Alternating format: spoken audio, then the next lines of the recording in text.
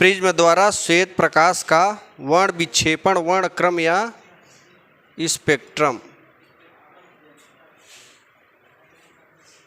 हम लोग जानेंगे वर्ण विक्षेपण, वर्ण क्रम या स्पेक्ट्रम। यानी जब प्रकाश की किरण, श्वेत प्रकाश की किरण किसी प्रिज्म पर आपतित होती है तो वह अपने 7 रंगों में, 7 अवयवी रंगों में विभक्त हो जाती है, जिसे हम वर्ण क्रम या वर्ण विक्षेपण या स्पेक्ट्रम कहते हैं। वर्ण माने रंग होता है, विक्षेपण माने विभक्त करना। जब रंगों को विभक्त कर देंगे तो वही होगा वर्ण विक्षेपण। और रंगों का एक समूह मिलेगा, उसे हम कहेंगे स्पेक्ट्रम। यानी रंगों के समूह को स्पेक्ट्रम कहते हैं। सन 1866 ईस्वी में महान वैज्ञानिक सर आइजैक न्यूटन ने देखा कि जब आप सूर्य का श्वेत प्रकाश, ध्यान देना, जब सूर्य का श्वेत प्रकाश इस प्रिज्म पर पड़ेगा ना तो ये 7 रंगों में विभक्त होगा। थोड़ा इधर बनाते हैं इसमें, क्योंकि बहुत ज़्यादा नमूना मिलेंगे हम लोगों को, अच्छा खासा नमूना मिलेगा देखने के लिए।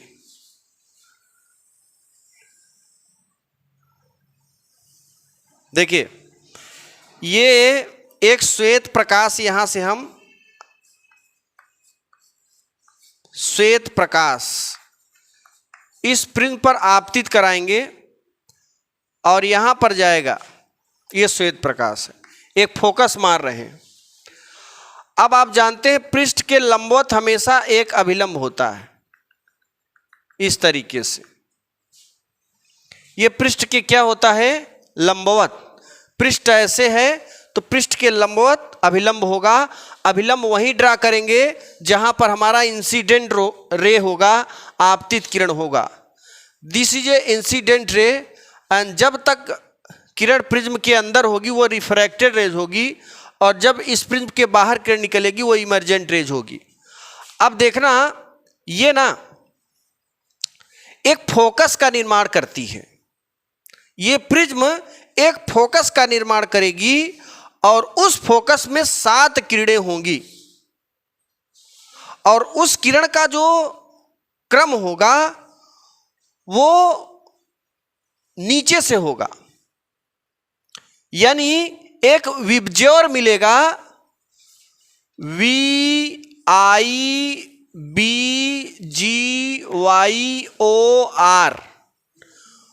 वी का मतलब होता है वायलेट।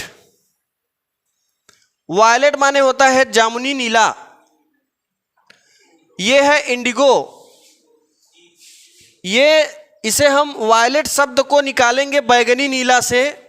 ये जामुनी नीला होगा, ये आसमानी नीला होगा, ये हरा होगा, ये पीला होगा, ये नारंगी होगा, ये लाल होगा।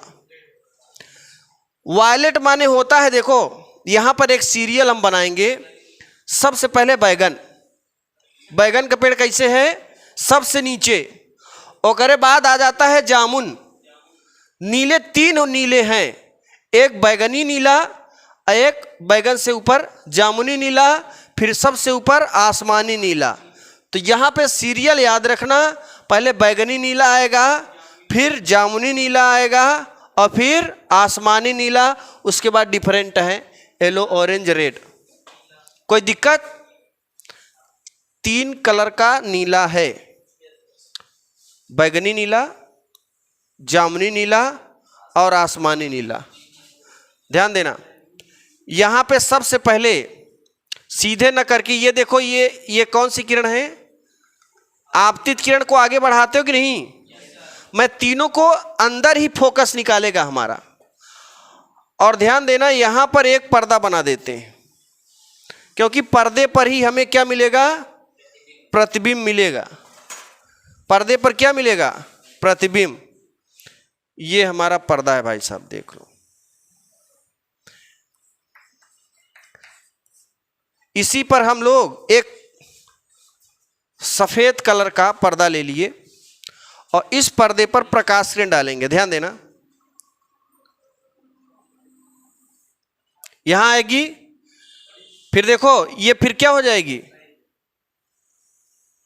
झुकेगी कि नहीं? झुकती है। यहाँ आएगी, ये भी क्या होगी, झुक जाएगी। फिर ऐसे आएगी, ये भी झुक जाएगी। फिर ऐसे आएगी, ये भी झुक जाएगी। इस तरीके से 7 रंग की कीड़े ऐसे आएंगी, झुकेंगी। हाँ, सारी कीड़े ये ऐसे झुक जाएंगे। आप लोग यहाँ पे टर्न कर देना, ये थोड़ा सीधी हो गई है, बट सीधी नहीं होनी चाहिए, हमेशा नीचे की ओर झुकेगी। कोई दिक्कत?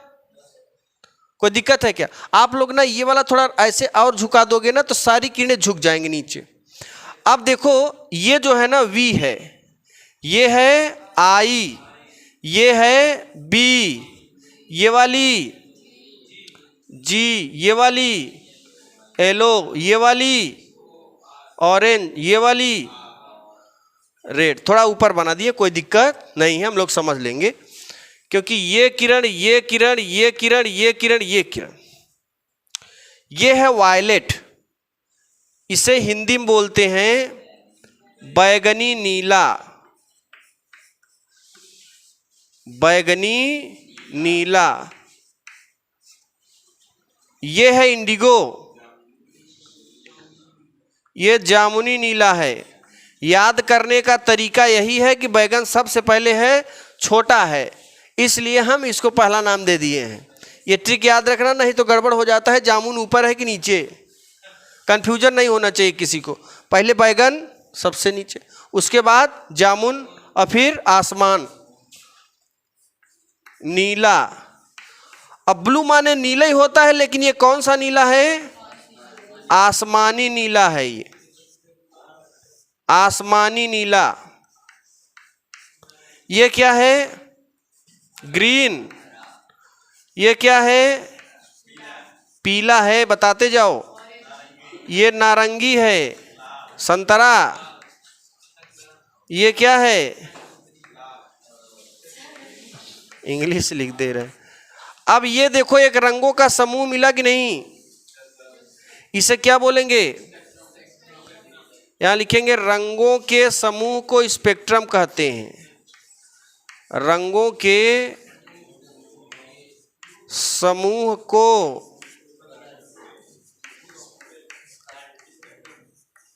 स्पेक्ट्रम कहते हैं।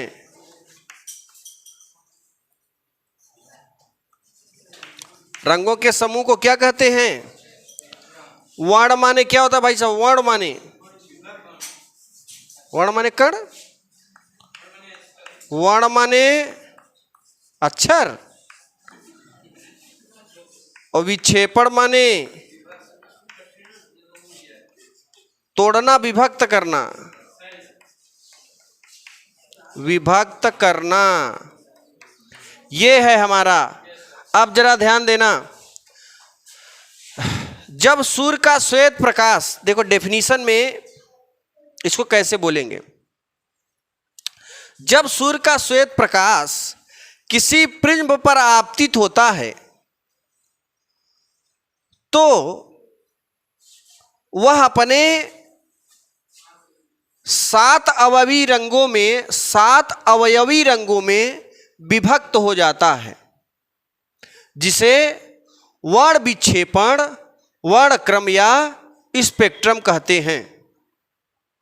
वर्ण विक्षेपण, वर्ण क्रम या स्पेक्ट्रम कहते हैं। अब आगे लिखेंगे, सन 1866 ईस्वी में महान वैज्ञानिक सर आइजैक न्यूटन ने देखा कि जब सूर्य का श्वेत प्रकाश किसी पिंड पर पड़ता है तो वह 7 अवयवी रंगों विबजौर में विभक्त हो जाता है, जिसे ध्यान देना, वह 7 रंग अंग्रेजी के संक्षेप में विबजौर तथा हिंदी के संक्षेप में इसे बैनी या पिनाला कहते हैं। क्या कहते हैं? बैनी, आह, पिनाला। क्या कहते हैं? ये हिंदी का संक्षेप है। बैगनी नीला, जामुनी नीला, आसमानी नीला, हरा, पीला, नारंगी, लाल। VIBGYOR।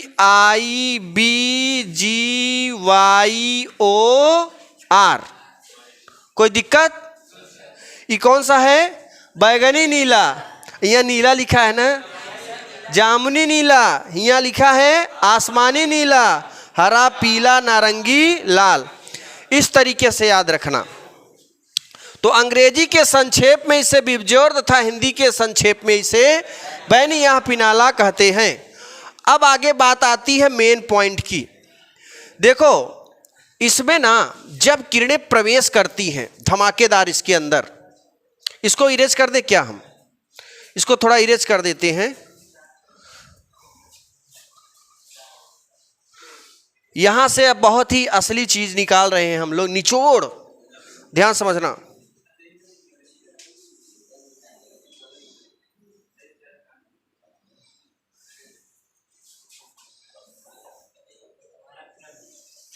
ध्यान से इसको देखना।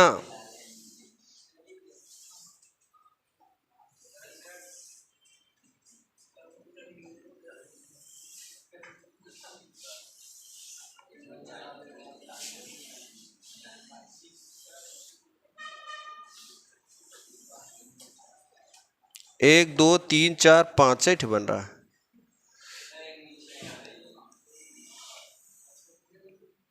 एक ठे थोड़ा यहां बना देते हैं।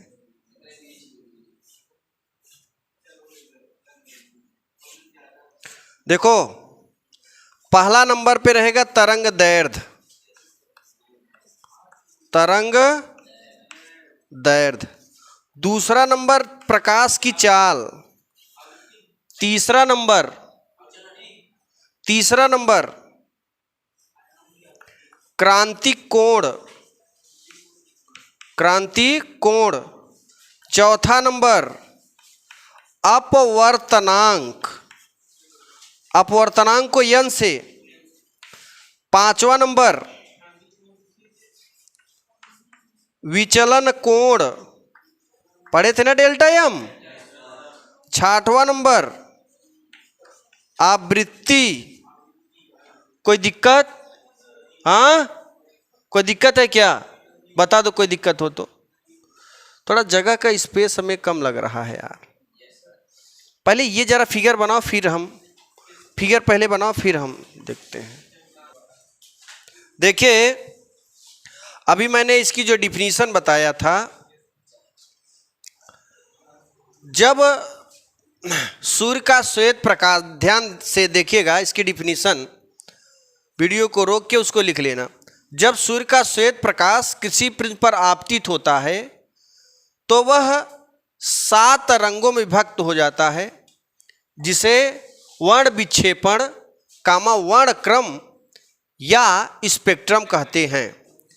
अब आगे देखिए, जो पैराग्राफ बदल के जब लिखेंगे तो क्या लिखेंगे? सन 1866 ईस्वी में महान वैज्ञानिक सर आइजैक न्यूटन ने देखा कि जब सूर्य का श्वेत प्रकाश पिंड पर पड़ता है तो वह अपने 7 अवयवी रंगों, अंग्रेजी के संक्षेप में बिबजोर कहते हैं तथा हिंदी के संक्षेप में इसे बैनिया पिनाला कहते हैं। इतना हमें लिखना है। उसके बाद जो है, ध्यान से देखना, इसको हम इरेज कर देते हैं क्योंकि यहां पे स्पेस थोड़ा कम है। देखिए इसके बाद यहां पर ना रेड रख देते हैं। रेड माने देखो ये ऊपर, सबसे ऊपर लाल रंग की किरण है और सबसे नीचे बैगनी रंग की किरण है। आप यहां पे देख रहे हो सबसे कम विचलन किसमें हुआ है? लाल रंग में। और सबसे ज्यादा विचलन किसमें हुआ है? सबसे ज्यादा विचलन मतलब सबसे ज्यादा किरण, यहां पे देखो ये विचलन कोण है। ये वाला ऐसे कोण जब बनाओगे तो ये वाला कोण ज्यादा है और लाल बनाओगे तो ये वाला कोण कम है। तो विचलन सबसे ज्यादा किसमें हुआ? याद रखना, जिसमें विचलन ज्यादा होता है उसका वेग कम होता है और जिसका विचलन कम होता है उसका वेग ज्यादा।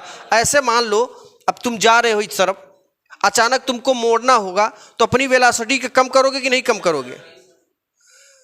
अगर नहीं कम करोगे तो मुहिम माटी भर जाएगा। याद रखना, हाथ पैर सब तोड़ लोगे तुम लोग। तो कहने का मतलब है जब हमें यू टर्न लेना हो या टर्न लेना हो, है ना, मुड़ना हो कहीं से,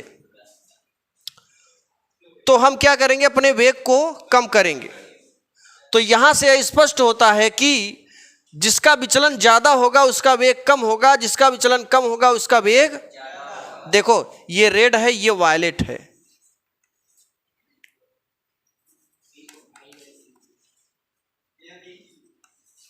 वायलेट माने बैगनी, कोई दिक्कत? ये हमारा वायलेट वाला पोजीशन बन गया, ध्यान देना। तरंग दैर्घ्य चाल, लाल रंग की चाल क्या होती है, तो यहां मैक्सिमम लिखेंगे। तरंग दैर्घ्य भी क्या होती है, क्रांतिक कोण भी। करे आगे वायलेट का जस्ट विपरीत मिनिमम कर दो, ये भी क्या होगा, मिनिमम, ये भी मिनिमम। नीचे आओ, अपवर्तनांक क्या होगा, मिनिमम, इसका मिनिमम, इसका मिनिमम, इसके जस्ट सामने का मैक्सिमम, ये मैक्सिमम, ये मैक्सिमम हो जाएगा। ध्यान देना, इसको लिखने का मैंने एक ढांचा बनाया है यहाँ पे, और इस ढांचे से काम करोगे ना तो आप अच्छे से लिख भी सकते हो, याद भी। बस आपको सीरियल याद रखना पड़ेगा। तरंग दैर्घ्य, चाल, क्रांति कोण, अपवर्तनांक, विचलन कोण, आवृत्ति। तरंग दैर्घ्य को लैम्डा से, चाल को v से, क्रांति कोण को c से, अपवर्तनांक को n से, विचलन कोण को डेल्टा से, आवृत्ति को स्मॉल f से प्रदर्शित करते हैं। अब देखिए ध्यान से समझिएगा, ये तरंग दैर्घ्य को लैम्डा से, चाल को u व v से, क्रांति कोण को सब लोग c से जानते हैं, अपवर्तनांक को n से, विचलन कोण को सब लोग डेल्टा से जानते हो, और आवृत्ति को स्मॉल f से, यहाँ पे फोकस दूरी मत ले लेना, आवृत्ति को भी स्मॉल f से, n से, म्यू से भी प्रदर्शित करते हैं। लेकिन चूंकि अपवर्तनांक n आ गया इसलिए हम लोग आवृत्ति को किससे कर दिए, f से। कोई दिक्कत है क्या? आगे देखिए, यहां पर देखिएगा लाल रंग है इसमें, आप समझिएगा इसका मतलब क्या है। ये है लाल के लिए, लाल रंग के लिए, ये है बैगनी रंग के लिए। लाल रंग की जो चाल होती है मैक्सिमम होती है, क्या होती है, मैक्सिमम होती है। अब बैगनी रंग की मिनिमम होती है। लाल रंग का विचलन कोण सबसे कम, देखो ये विचलन, यहां विचलन कोण है, क्या लिखा है इसके आगे, और लाल रंग, बैगनी रंग का विचलन कोण मैक्सिमम, मैक्सिमम है कि नहीं। आवृत्ति, इस हिसाब से आवृत्ति, ये सब फार्मूले से बने हैं, याद रखना, सब फार्मूले से हैं। हाँ, तो इस चीज को याद रखना, इसके लिए भी हम जब पूछेंगे तो आपको बताना पड़ेगा। कॉन्सेप्ट याद रखना, ये सारी चीज कॉन्सेप्ट डिपेंड करती है कि क्रांतिक कोण लाल रंग का अधिकतम होता है और बैगनी रंग का मिनिमम होता है। ऐसा देखो, क्रांतिक कोण के लिए सी बताए हैं, सूत्र क्या पढ़े हो, n बराबर कोसेक सी, पढ़े हो क्या, पढ़े हो क्या? ध्यान देना, इधर देखो, यहां पे अगर अपवर्तनांक ज्यादा हो जाएगा, अपवर्तनांक, अच्छा ये भी पढ़े हो, n बराबर 1/, ऐसे लिख सकते हो, कोसेक सी बराबर 1/sin c होता है सूत्र से। आगे देखिएगा, जिसका अपवर्तनांक ज्यादा होगा उसका क्रांतिक कोण कम होगा, जिसका क्रांतिक कोण अधिक होगा उसका अपवर्तनांक कम होगा। इधर से मिलाओ, जिसका क्रांतिक कोण क्या होगा, अधिक होगा। लाल रंग का क्रांतिक कोण क्या है,